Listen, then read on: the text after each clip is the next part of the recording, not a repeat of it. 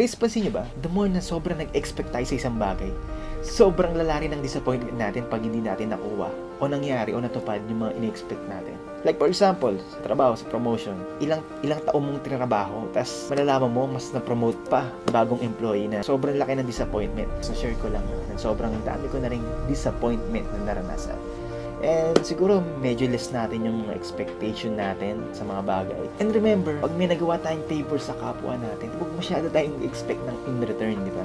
Kaya natin ginagawa isang bagay na yun dahil gusto natin makatulong. And guys, ito pa yung napansin ko sa social media nowadays. Talaga naman maikukumpara mo yung sarili mo sa lahat na nakikita mo sa social media, no? Gusto mong gayahin kung ano yung nakikita mo. So para sa akin, no, piliin mo lang yung mga content na papanoorin mo kung makakatulong ba sa ito. At sa mga content naman na hindi nakakatulong or nakakasira or nakaka sa mentality mo, just scroll up mo na lang.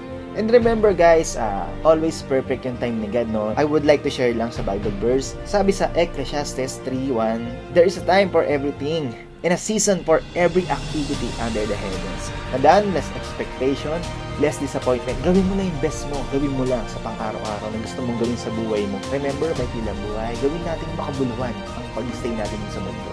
At gawin natin kung ano man yung purpose sa buhay.